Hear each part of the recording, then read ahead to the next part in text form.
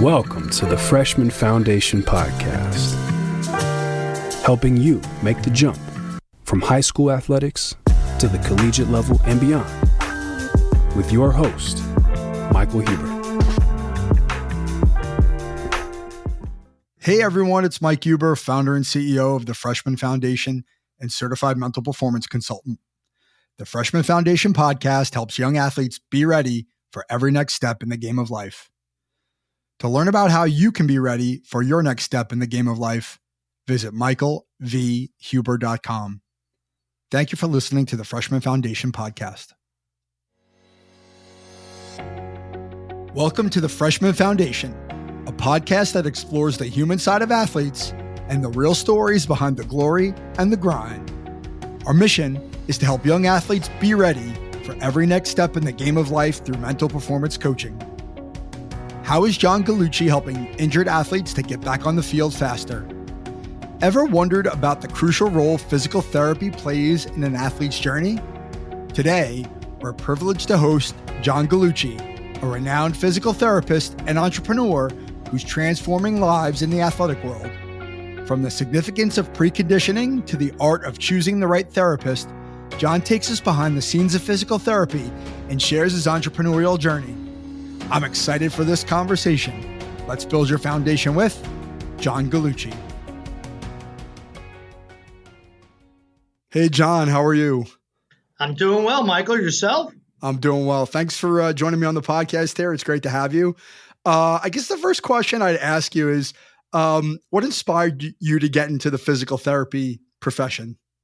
It's an awesome question. Some of my staff and my kids would say it's a little long-winded, so I'll kind of condense it for you and your listeners. Ultimately, when I was 12, 13 years old, my mom and dad owned a business in Brooklyn, New York, called Brill Surgical, and we used to furnish the neighborhood and 4 different hospital accounts and different physical therapy clinics accounts with medical supplies. So at 12, 13 years old, I was a kid working for mom and dad, delivering supplies to the different physical therapy locations. And I had an opportunity to walk into about 5 or 6 of them a week. And I used to watch the therapist working with patients. When I was 13 years old, there was a gentleman by the name of Sam Feather. He was a physical therapist at the International Longshoremen's Association Medical Building in downtown Brooklyn. And he was the lead physical therapist. And he took a liking that every time I delivered supplies to the location, I would sit there for 30 to 40 minutes and watch him and other physical therapists work with patients. And at 13 years old, he said, you really seem to like what we're doing. You want to come and help out? And at 13, 14, 15 years old, I helped with Sam and his team and would see anything from people with low back strains to, at the time on the docks, they had diesel fuel operators with diesel burns. I would see people that were amputees. I would see people with broken backs. Anything that you can imagine at 13, 14, 15, all of a sudden I had the experience to be around and work with the physical therapist. I mean, I was just observing, but I would clean the Hoya tubs. That was my job. I had to clean the Hoya tubs. And, the nicest thing I like to say is I'm 56 now. And since I'm 13 years old, I haven't been out of a physical therapy center since. And ultimately, I found my passion at a young age. I was an athlete, so I kind of took the sports route. That's why I'm dual degreed. I'm a physical therapist and a certified athletic trainer. And I had the opportunity all my career to stay in sports as well and rehab injured and ill people that were from sports injuries besides the general public with all their injuries and illness. So I've had a lucky path, and it all started when I was 13. Now, my son would tell you I really condensed that, so I'm getting better. You're working on it all the time. I mean, that's fascinating, right? So growing up in Brooklyn, I would imagine, physical therapy was not something that was common. Wasn't a common awareness of it, right? So I guess the question I want to ask is what did your family think of it when you came back and said, I want to be a physical therapist after having, been in business and probably not exposed to something like that? So as you can imagine, a lot of physical therapy was facility based, medical center based. There were very far and few between practices. In fact, Hmm. I could name three off the top of my head that were maybe the legacy practices of Bensonhurst, Bay Ridge, and Staten Island. And if you really look at it, all of those practitioners and providers came out of hospital based. So it was very hospital based. And as we see now in 2023, it's kind of flipped the Hmm. script. It's Yeah. more outpatient based, like a lot of healthcare.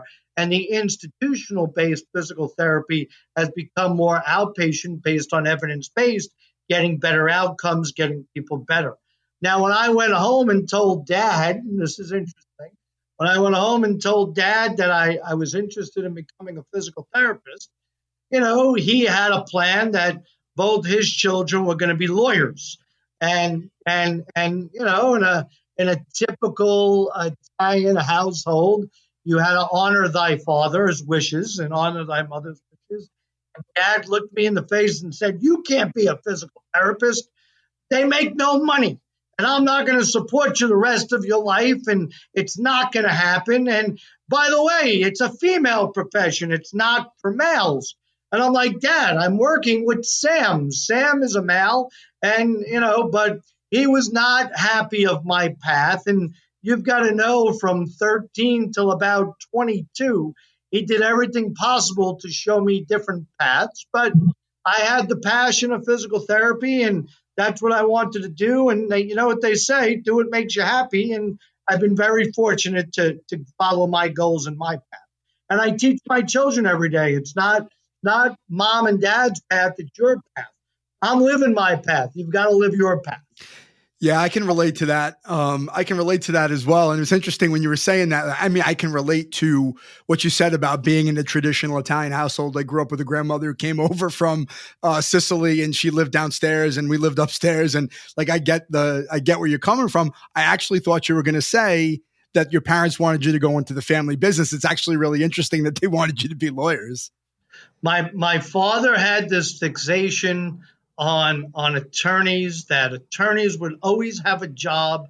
And the way my grandfather and my father would always say, you have to have a job that's a profession, and the profession has to be able to put a roof over your head, food on the table, and clothing on your back.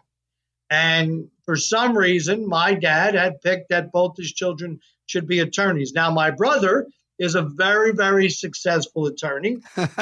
Me, I love working with people each and every day and trying to help them with their goals, and getting them back, as we like to say, back in the game of life, Yeah. and getting people to fulfill their goals. And at the end of the day, when you're dealing with people that are ill and you're dealing with people that are injured, there's no better reward to me to get them to reach their goals. And think about it, I've dealt with grandmas and I've dealt with pro athletes making gazillion dollars a year, and it doesn't matter to me. It's just about helping people reach their goals. Yeah. So fast forward, right? Now, obviously you're very successful. You own your own business, and it's obviously it's gotten you to probably places you never imagined you could have gotten to financially and otherwise professionally. So was there a point when, like, your parents, your dad specifically, saw that you sort of had this success? Was he able to see it and be like, "Oh, I get it now," or like, "Wow, this is great"? Did he ever get to sort of see you get to the point you're at now? So dad is still with us, thank Oh, that's God. And fantastic. like I said, unfortunately, mom we lost in July, but dad is still with us, and he's seen a lot of my success, and he's acknowledged that he should have encouraged it a little bit more, but loved my thick-headedness that I would still stay on the path. And listen, it wasn't an easy path. I mean, physical therapy, and anybody thinking of studying physical therapy has to understand that the profession is one that is very clinical, very hands-on, being able to take didactic information, translate it into a clinical presence, and be able to come up with a plan of care that implements not just reduction of pain, but function, movement, and ultimately exercise, which brings you back to return of decreased pain, normal function, and being able to do an activity or a job that you may have to accomplish. And many people don't realize the hours of school, but also what many people don't realize is the high academic standard that physical therapists have to maintain. And I'll be quite honest with your audience. I wasn't the most focused student. I did well with my B's, an occasional C, a lucky A every now and then. But ultimately, when I was in high school, I was focused on being an athlete. I was focused on being social like a normal high schooler. Yep. I was focused on courting my wife. So, I had a lot of other interests. Yeah, absolutely. Besides studying for my anatomy test. But then when I kind of bared down and knew what I was going to do in my path, that's when you really had to put the pedal to the metal, so to speak, and raise the level of academics to really gain you across the path. I still think today that our organization, CAPTI, and when you look at the athletic training profession, Katie, sometimes lose qualified candidates based on making the academic grades so stringent. Not that you still shouldn't take board exams, not that you shouldn't follow a cadence of classes and attain grades, but I think the acceptance process, I think we turn away too many students that maybe in high school or early years of college didn't really find their passion. Mm-hmm. And now we're going to penalize them the rest of life that they can't follow their path. Mm-hmm. I think that's wrong. I've been vocal on a national level. So you're not the first person I'm telling wrong. I think we need to look at the well-rounded person. Yeah. A person that wants to be a caregiver is very far and few between, and we need to promote that.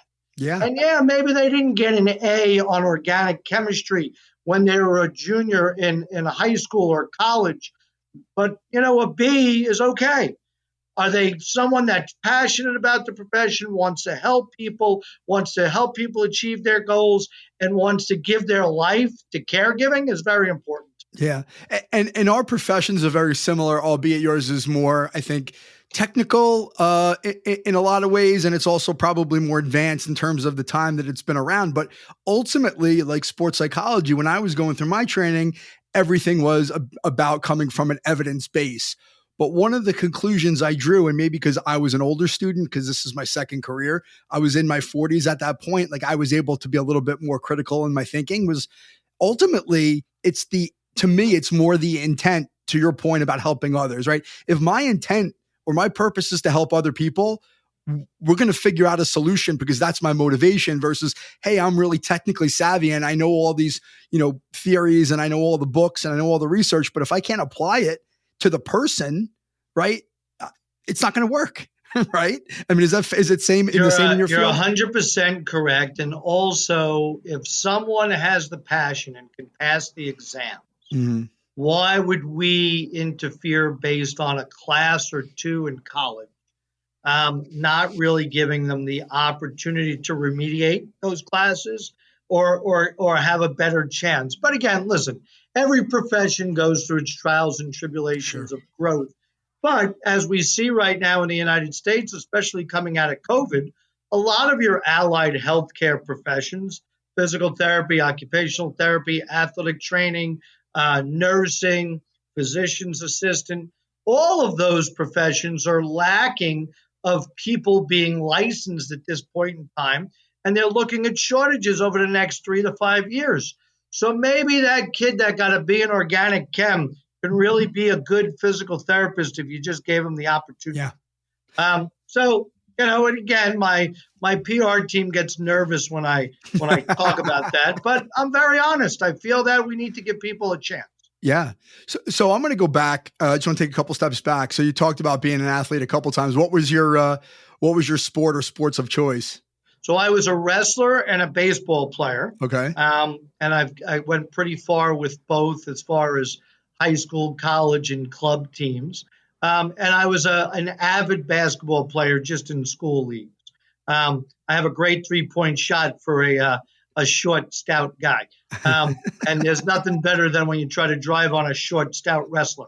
But ultimately, I was a baseball player and a wrestler, mostly wrestling. I had the opportunity to wrestle in high school. I had the opportunity to wrestle a little bit in college and a little bit open at a club level. And then I coached for more than 20 years as well. And then in baseball, I played at the club level most of my life. In fact, so much that I didn't even do the high school level. I did the club level. And unfortunately, between wrestling and baseball, I had to pick which way I wanted to go. And as you can imagine, wrestling definitely introduced me more to healthcare because I continually got hurt or my teammates got hurt. So I actually learned more about orthopedics and primary care sports medicine and physiatry and physical therapy and team approach and a lot of that from my own injuries. Yeah. Well, so what were some of the injuries you had to deal with? So I've dislocated my right shoulder 3 times and have rehabbed that with only 1 minor surgery. I've had 7 knee surgeries on my left knee for everything you could possibly imagine. Broken ribs, concussions. My wife still says I'm concussed some days. But ultimately a tremendous amount of muscle strains.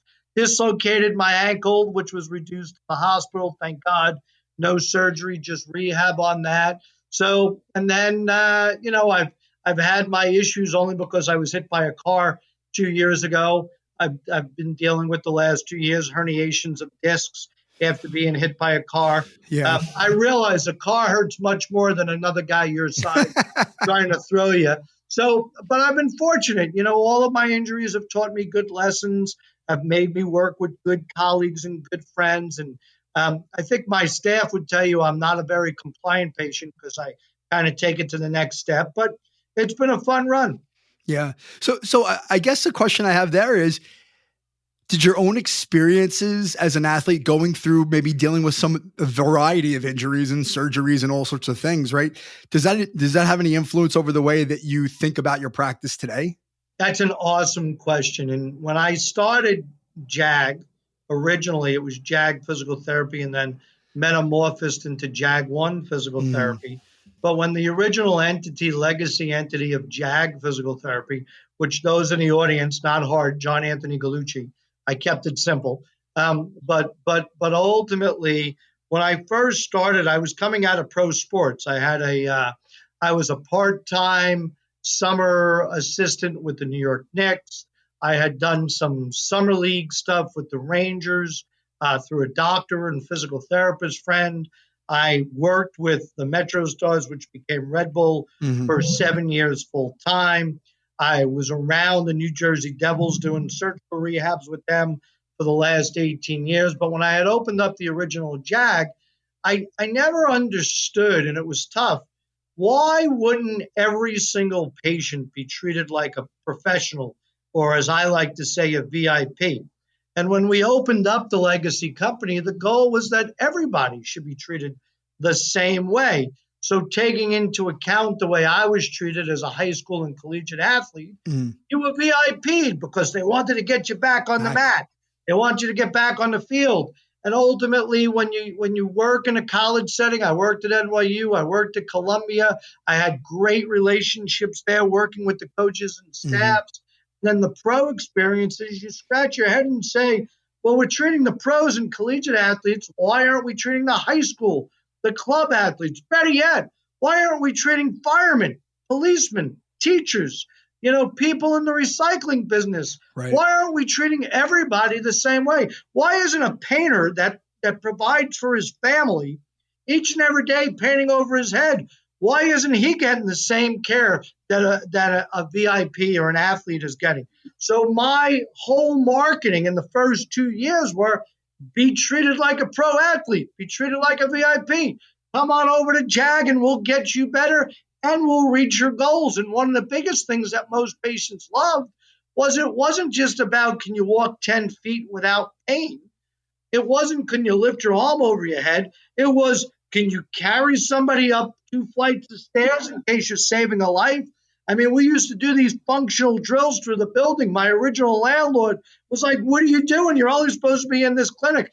I used to bring athletes to the parking lot and make them run sprints and cuts. And then I used to throw baseball with baseball players, making them pitch into me. So everybody should be treated at the highest level. We're people treating people.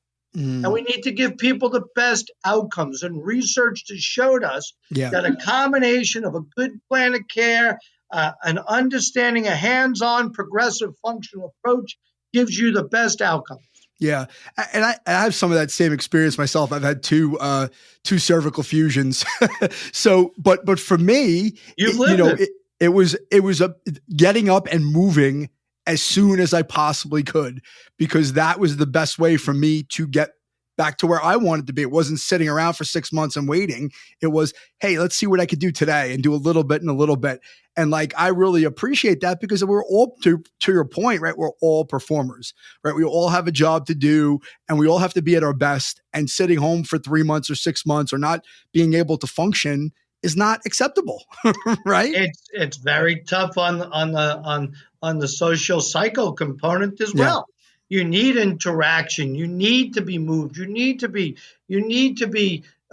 pushed by your colleagues and your peers. And listen, I may get beat up for this. Even all these people right now that want to continue to work from home, get out there, go interact with your peers, go hang out, learn from others. Probably the best thing that built my career was working around mentors, seeing their actions, seeing how they behave, seeing how they treated patients. And then if you look at my business acumen, it was by being around businessmen and seeing how they functioned, interact in a meeting, cadence of communication.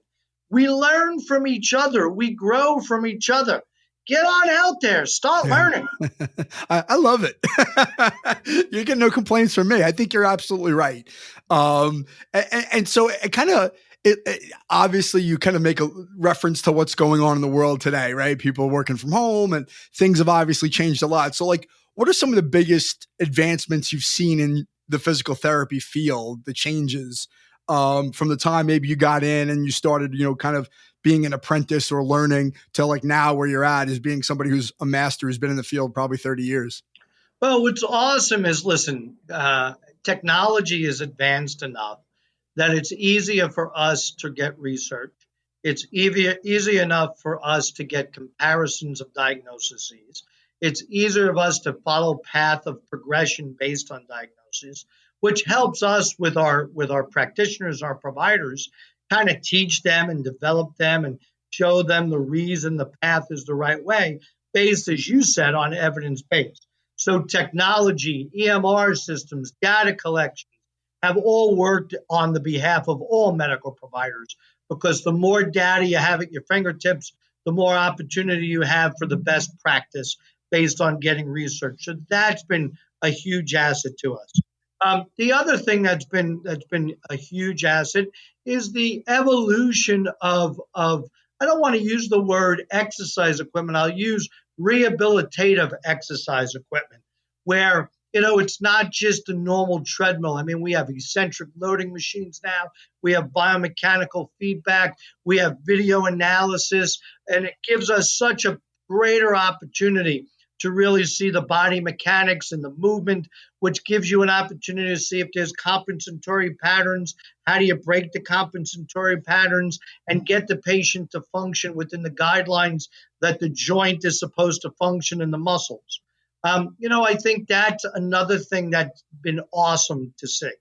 But I will tell you, the one thing and again, I always like giving a positive, the one thing that's been a negative is when we look at the education system of didactic learning, we actually took away the clinical skills test of utilizing your hands-on therapeutic exercise progression, movement analysis, and biomechanical analysis.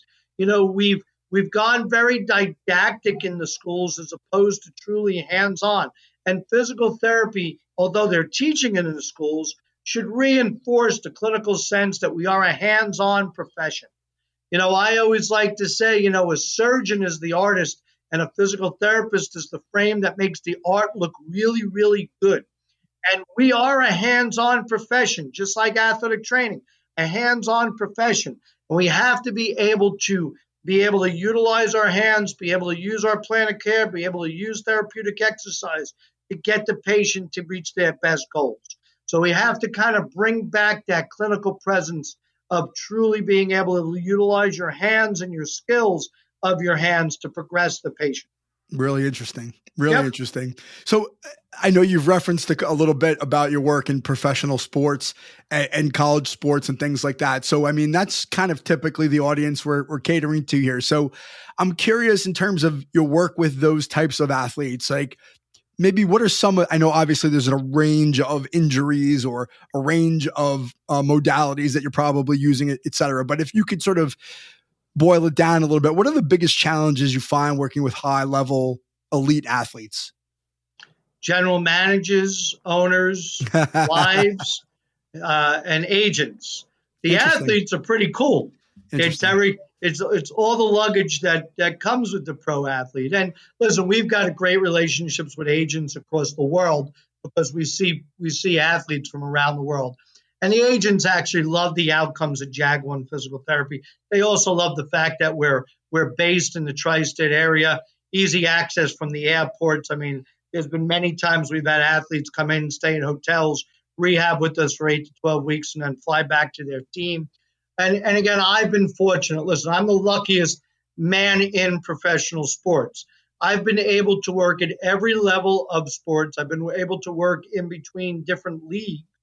I've been able to work at the university level, the high school level, the Division I level, Division III level, and I've never had to move out of where I was born and raised, the tri-state area.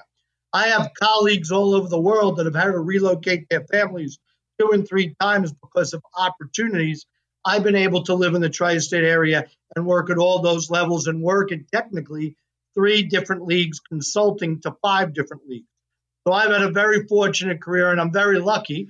I met a girl from the Isle of Staten. We were married on the Isle of Staten, and we only moved 19 miles away into New Jersey. So I'm pretty lucky when it comes to that. But the experiences of working with athletes at every level has gained me the opportunity and the expertise to truly be a person to help everybody understand what's going on. And when you get a compliment from a general manager or a chief medical officer of one of these teams that the communication channel has been transparent, that's the most important thing with pro sport. You know, I remember getting in a scenario years ago with a professional NHL team and a high level, it was their captain, it was their star. And I remember that the physician of the team, the chief medical officer, and the consulting physician that did the surgery never got on the phone with each other.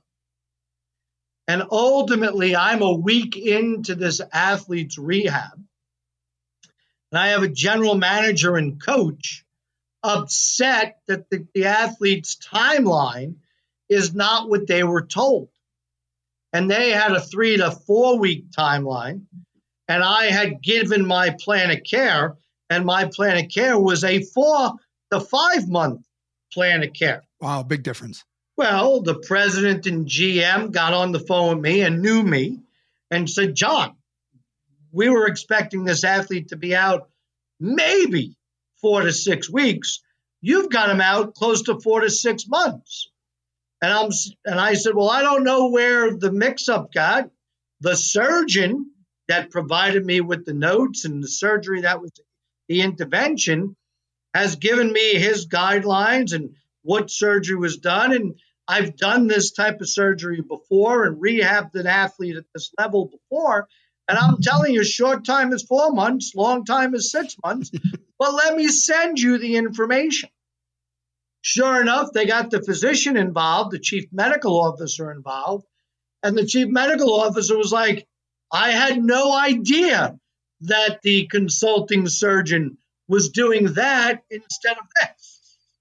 Yeah, sure. And ultimately, that's where the breakdown of communication. Yeah. So most of your owners in America that have dealt with me, most of your general managers, your presidents, your chief medical officers, love the fact that on day one, I make sure everybody knows what was the procedure, what's evidence-based care, and what is the plan of care. So everybody's on, from the coach to the GM, the wife, the husband, whatever athlete it may be. I make sure everybody is in the communication chain so everybody know what's going on. Of course, with the athlete and the agent's permission.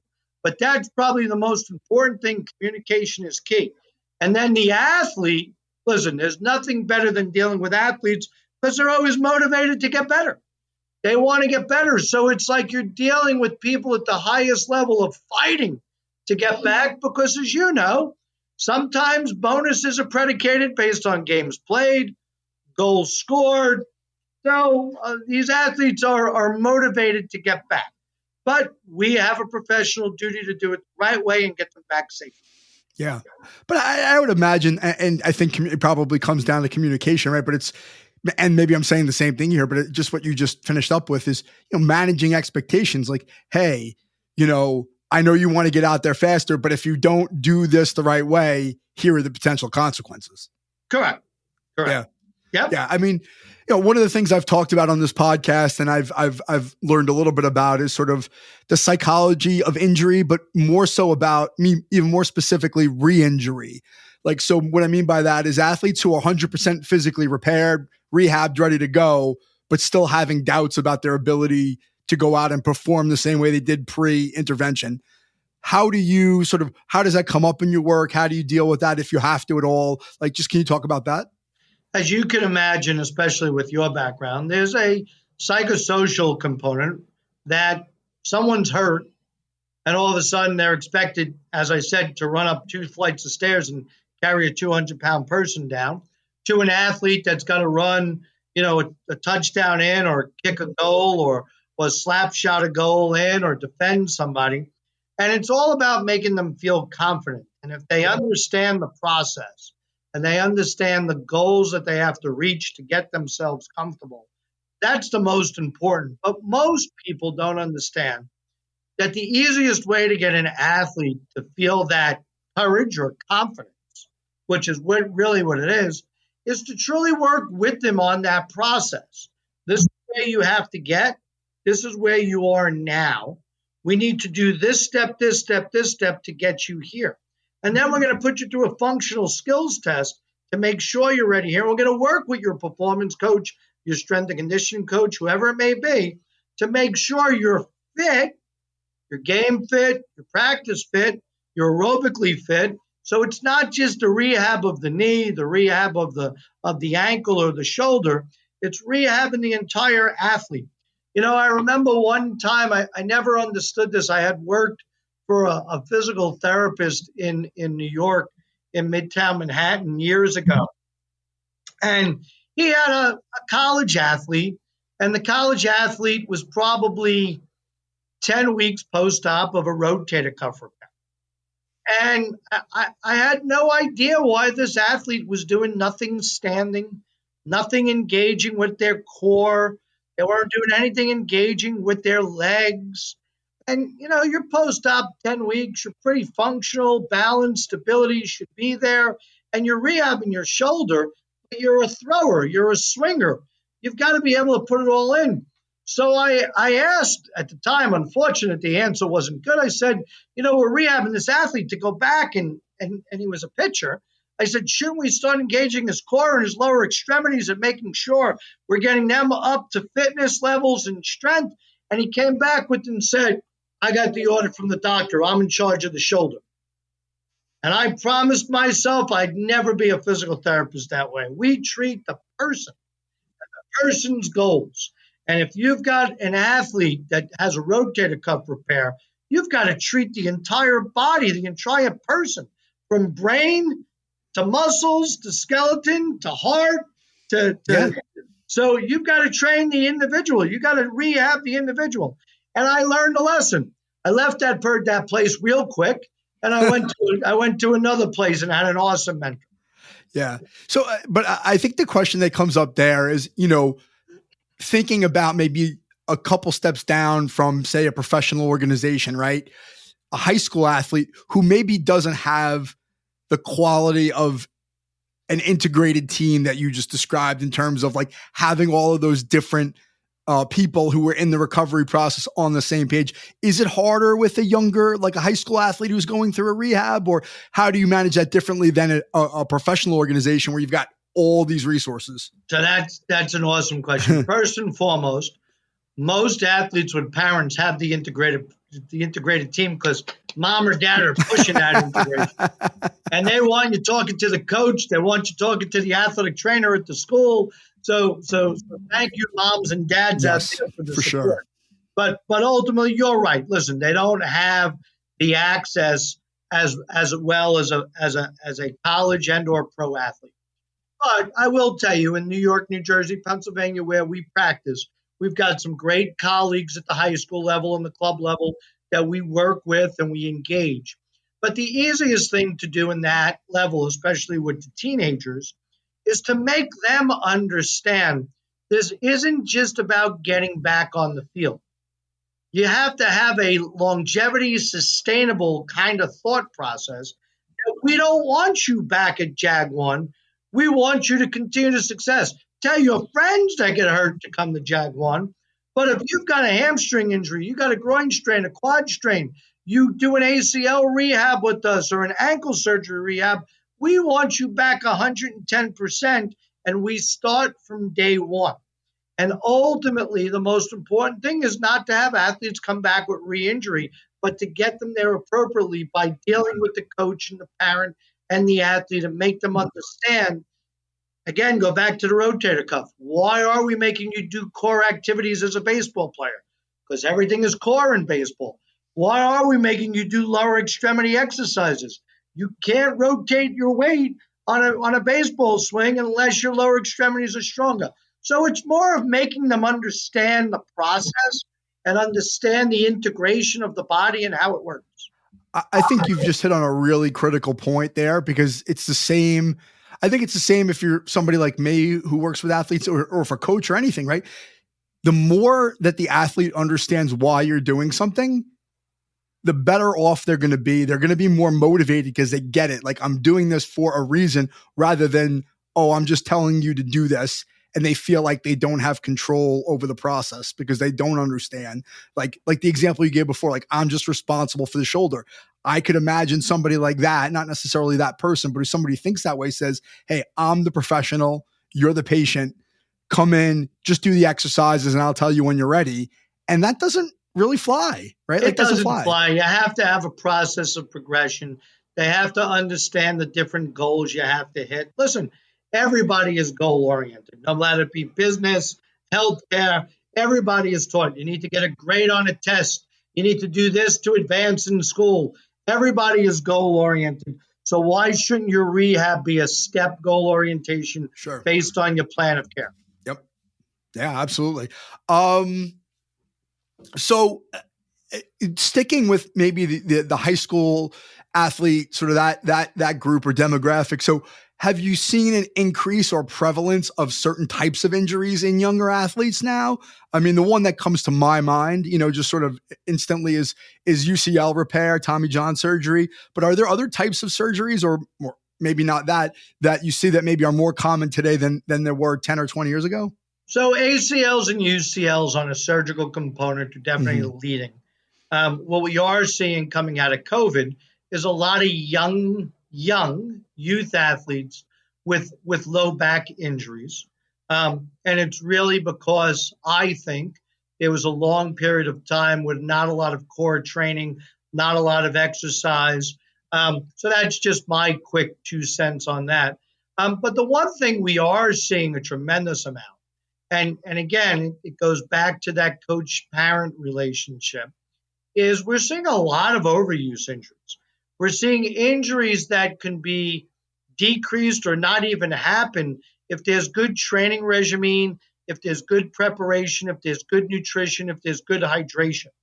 And ultimately, it's really sad to see a youth athlete miss 3, 4, 5 weeks with a strained hamstring that ultimately could have been prevented. And when I say, how could it be prevented? Let's look at high school sports, right? And I'm around high school sports since I'm 13. So I'm around a long time. We have relationships with over 200 high schools in the tri-state area. We work with high schools. We try to help them prevent injuries each and every day. But if you look at it, a 14, 15, 16-year-old is going to have difficulty 6 weeks, 7 weeks before their preseason to truly condition. And although coaches are trying to build conditioning programs throughout the year, they don't go home with these athletes. They don't see them in their off season of the high school season. And ultimately, we'll always see two big jumps in soft tissue injuries. You'll always see it in the fall. You'll see it the last 2 weeks of August, the first 2 weeks of September, and you'll always see it in the spring, usually the 4 weeks of March. You'll usually see it. And a lot of it has to do with high school athletes not being prepared for the demands of the sport that they're going to participate in. And a lot of that, and parents are starting to buy in. And listen, I've got 2 books out there, one on soccer, one on baseball. Parents are really starting to get out there and starting to read more and get their children to understand you need to be aerobically fit. You need to have your core strong. You need to be eating right. You need to hydrate appropriately.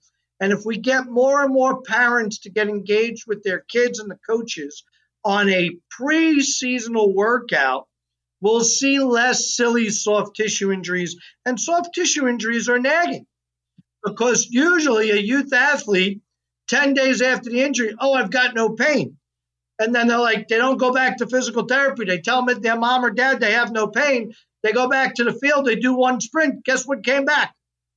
The pain. Yep. So we've got to do it the right way. But I will tell you, it's upsetting to me. I mean, listen, I wrote 2 books. I've been around the world lecturing. I try to do more and more things to inform parents and youth athletes. The easiest way to stop overuse and injuries is good hydration, good nutrition, and prepare for the demands of the sport you're going to play. Yeah. It's so interesting you say that. I work with a kid in my coaching practice who's a baseball player, and he went out for his very first scrimmage, and his first at bat in the scrimmage, he got a hit and he's going up the line and tweaks his hamstring, and he's had it before. So it's a recurrence. It's back again. And so not only do you have this like frustration that the injury is back and you want to get back as quickly as possible, but now you also have this sort of like idea, like this sort of notion in the back of your head, like, oh, here it is again, here we go again. And it affects confidence. And it's really, really challenging. And I think, unfortunately, I mean, maybe parents are better, but I think I see in my work, the athletes themselves, even high school age athletes, like I think the idea of rest and recovery and all these sort of more ancillary forms of care, self-care are put to the side because there's a perception that the return on investment isn't as great as I need to go lift or I need to go hit or I need to go do whatever. And that other stuff sort of falls by the wayside, but then that's ultimately ends up being what causes these nagging injuries. Well, how about again, and I'll pick on this a little bit. These people paying, youth athletes and their parents being persuaded to put their athlete in a 3-minute cryo chamber. Okay. And they're paying $60 to $100 for the 3 minutes to put them in a cryo chamber. Yeah. Do cryo chambers have positivity in different levels of athletic rehab? Yes. But I'd rather you keep your money and maybe take your kid for a really good nutritional meal on that money and have them go through the appropriate preseason conditioning, a flexibility routine, a core routine to prevent the injuries. Cryotherapy is not going to prevent anything. And when you're rehabbing, a physical therapist, an athletic trainer, is going to utilize cryotherapy as needed in the plan of care.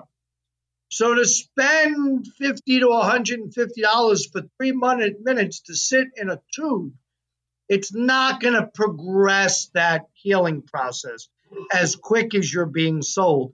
And I would love parents to just save the money and go to a movie with your kids and really consult with your physical therapist, your athletic trainer, and come up with a good plan of care where there is an implementation of cryotherapy, but it's not that expensive.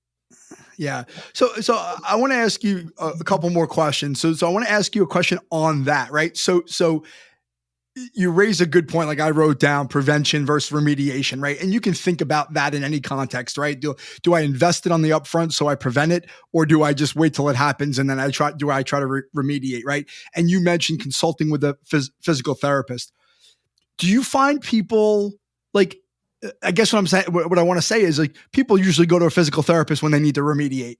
Do you find that people are investing in that relationship more proactively to try to get consultations and try to get input and advice? Or is it still very much traditional, like, oh, I have an injury, let me go treat it and then I'll get out and that'll be it? On a global component, I would say the latter.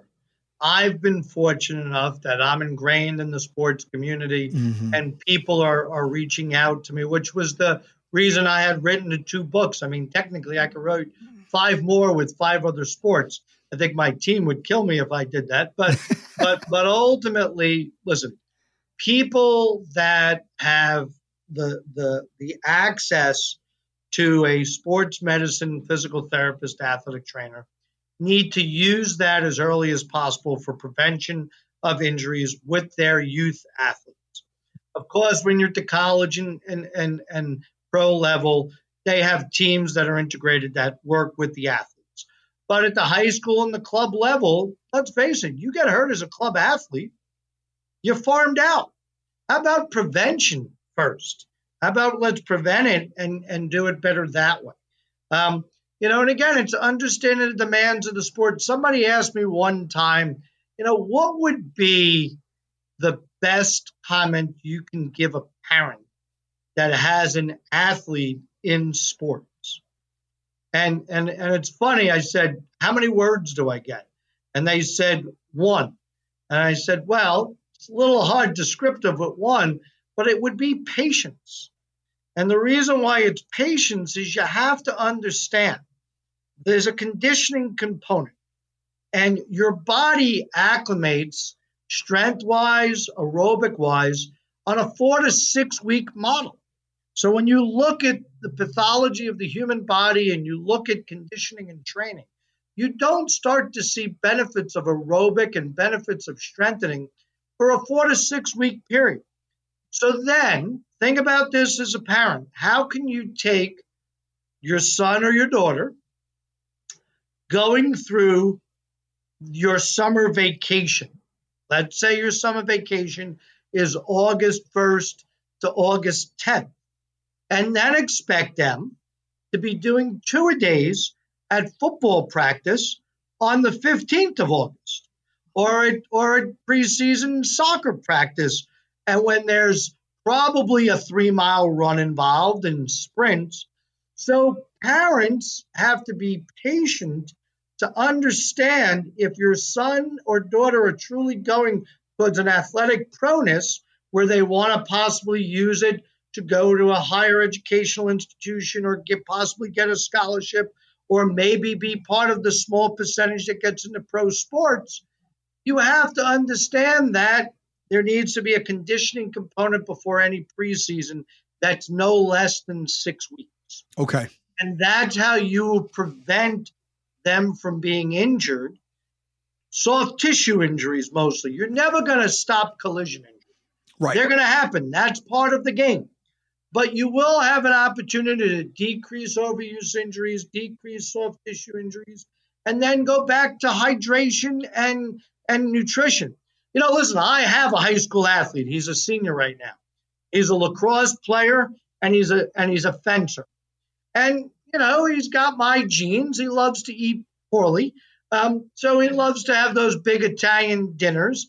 But he has learned over time, he has decreased his tightness, he has increased his aerobic capability by eating better, hydrating better, and making sure he's conditioned. And he's learned that by trials and tribulations. Yes. It's taken him 4 years to get there, but he's finally accepted. If I condition myself right, I eat right, I hydrate appropriately, I will be. Now, listen, one of the greatest athletes of our time, Kobe Bryant, was a guru of nutrition, hydration, and taking care of his body. When you look at Michael Jordan, another guy took care of his body. When you look at Derek Jeter, another guy. Look at where they got in there. Look at Eli Manning. I mean, think about how many years of football Eli Manning endured. That's a great example. I mean, but he took care of his body. I remember seeing him in the off season only because the Red Bulls used the same, we were at the old Giant Stadium. And nobody put the time in before or pre and post season more than Eli Manning. And look at the longevity as a professional quarterback in the NFL that he had. I mean, that says something. And people have to look at that and say, the next time you're sitting in a fast food restaurant post a game, is that really the choice? 3 cheeseburgers, fries, and a double Coke post game. Is that really the choice that's going to help my son or daughter get that college scholarship? Is it going to help them? Now, listen, everybody has a cheat day. I'm not telling parents don't be fun, but I am saying if that child has the goals and aspirations, that's right. You really have to help them and give them the tools. That's exactly the thing that I always plant into any of my athletes' head is you can make whatever choice that you want, and that's fine, but there's a consequence, right? And if it's misaligned with what your goals are, don't be surprised if you don't get the results that you want, right? You could put a cheeseburger or Coke and fries in your mouth, and that's cool, right? You're a kid. I get it. But don't be surprised when you pull a hamstring or right? You know what I'm saying? Or you're out of shape or your weight's not there, whatever, right? So I'm totally with you. And I normally ask the question of what's the one piece of advice you would give to a parent or an athlete or whatever. And you've sort of answered it with the patient's commentary. So I'll ask it a different question in a sort of a different way. What's one piece of advice you would give to a parent or family or athlete in terms of trying to find the right physical therapist? So it's the person that communicates best with you, but explains the plan of care. And from day one to finish, what are the expectations? What are the goals?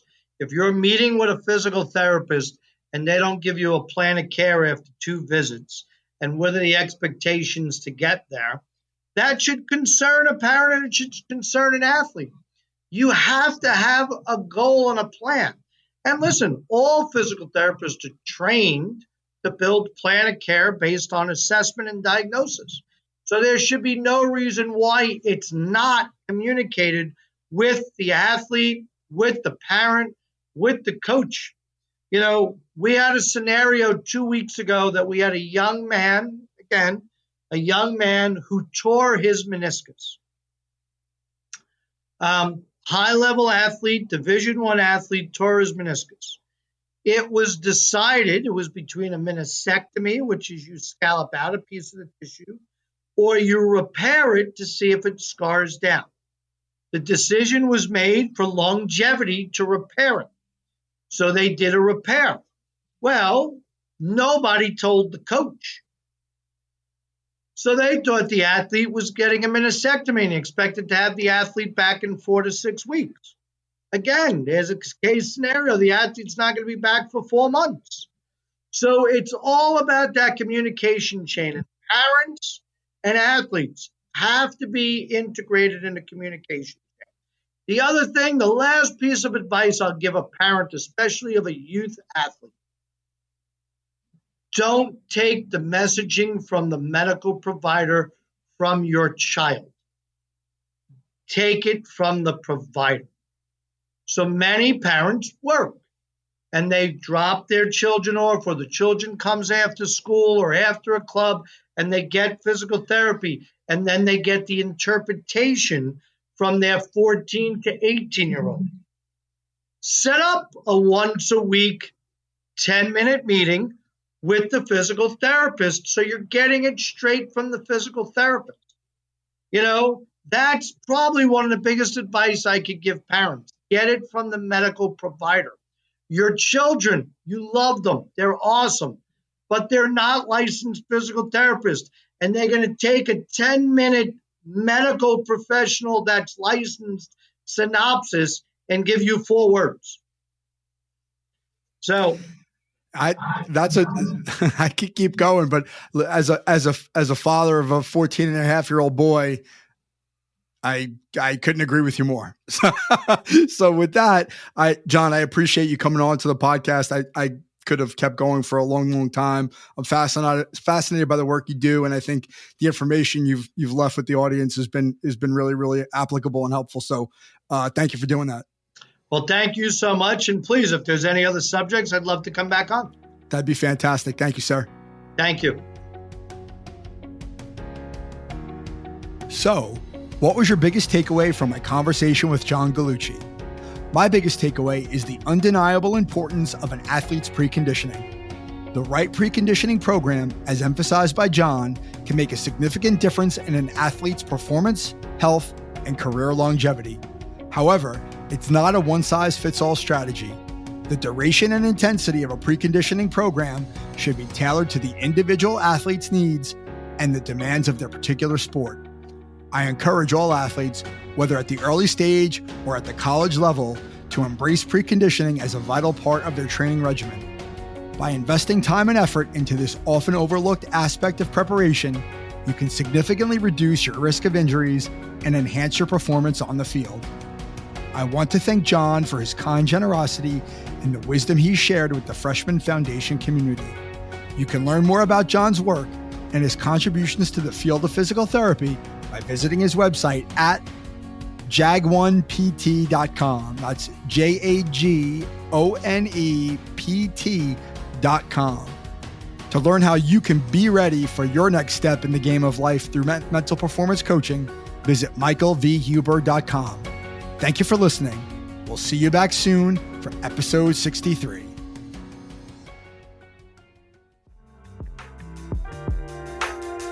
Mike Huber is the founder and owner of Follow the Ball Coaching, located in Fairhaven, New Jersey. He is a mental performance coach and business advisor dedicated to serving athletes just like you reach their full potential on and off the court. The Freshman Foundation is all about helping you get to the next level. For more information, follow along on Instagram at the Freshman Foundation. Please subscribe, give us a like on iTunes, Spotify, leave a review, tell a friend. Most importantly, come back in 2 weeks, ready to get better.